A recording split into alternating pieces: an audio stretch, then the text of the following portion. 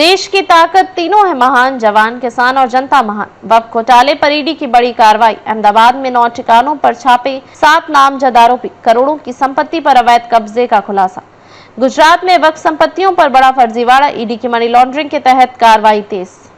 गुजरात के अहमदाबाद में प्रवर्तन निदेशालय ने वक्फ संपत्तियों में हुए भारी घोटाले का पर्दाफाश करते हुए मनी लॉन्ड्रिंग के तहत 9 जगहों पर बड़ी छापेमारी की है। ईडी ने इस मामले में 7 लोगों को नामजद करते हुए उन पर ट्रस्ट की जमीन पर अवैध कब्जा कर, दुकानें बनवाकर भारी किराया वसूलने और सरकारी एजेंसियों को झूठे दस्तावेज देने जैसे गंभीर आरोप लगाए हैं। क्या है पूरा मामला?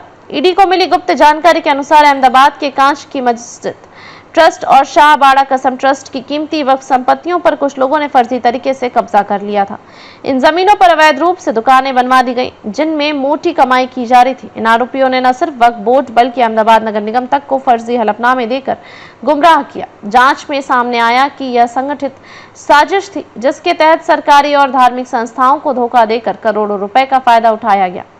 इन 7 लोगों के खिलाफ नामजद केस दर्ज। पहला सलीम खान, दूसरा जुम्मा खान पठान, तीसरा मोहम्मद यासर अब्दुल्ला मैया शेख, चौथा महमूद खान, 5वां फैज मोहम्मद, छठा पीर मोहम्मद, 7वां शहीद अहमद याकूबाई शेख। इन सभी पर धोखाधड़ी, साजिश, फर्जी दस्तावेजों का उपयोग और मनी लॉन्ड्रिंग जैसे संगीन आरोप लगाए गए हैं। ईडी की कार्रवाई। 9 ठिकानों पर छापेमारी। ईडी ने अहमदाबाद में इन सभी आरोपियों से जुड़े 9 अलग अलग ठिकानों पर एक साथ छापेमारी की। इस दौरान कई महत्वपूर्ण दस्तावेज, जाली रजिस्ट्रियों, किराया वसूली के रसीदें और डिजिटल रिकॉर्ड जब्त किए गए हैं। छापेमारी के बाद अब इन आरोपियों की गिरफ्तारी की तैयारी चल रही है। कैसे चलता था वक्फ संपत्तियों का अवैध कारोबार? ट्रस्ट की जमीनों पर कब्जा कर बिना अनुमति दुकानें बनाई गई, किराएदारों से हर महीने लाखों रुपए वसूले जाते थे, वक्फ बोर्ड को फर्जी दस्तावेज जमा करवाए गए। अहमदाबाद नगर निगम से मिलीभगत के संकेत भी मिले। वक्फ संशोधन कानून और विवाद। गौरतलब है कि केंद्र सरकार ने हाल ही में वक्फ संशोधन अधिनियम को संसद से पारित किया है, जिसका उद्देश्य वक्फ संपत्तियों में पारदर्शिता और जवाबदेही लाना है। लेकिन विपक्ष ने इस कानून को असंवैधानिक करार दिया और इसे समुदाय विशेष के अधिकारों पर हमला बताया।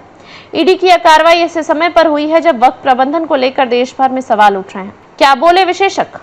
कानूनी जानकारी का कहना है कि यह मामला वक्फ संपत्तियों के दुरुपयोग का बड़ा उदाहरण है।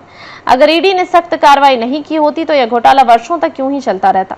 एक रिटायर्ड आईपीएस अधिकारी ने कहा, निष्कर्ष पारदर्शिता बनाम पावर माफिया। यह कार्रवाई यह दिखाती है कि वक्फ जैसी धार्मिक और सामाजिक संपत्तियों को भी अब भूमाफिया और भ्रष्ट तंत्र ने अपने शिकंजे में लेना शुरू कर दिया है। ईडी की छापेमारी और कानूनी कार्रवाई से उम्मीद है कि इस तरह के घोटालों पर लगाम लगेगी और गरीबों व जरूरतमंदों के लिए बनाई गई वक्फ संपत्तियों का सही उपयोग होगा। अधिक अपडेट के लिए लाइक, शेयर और सब्सक्राइब करना न भूलें।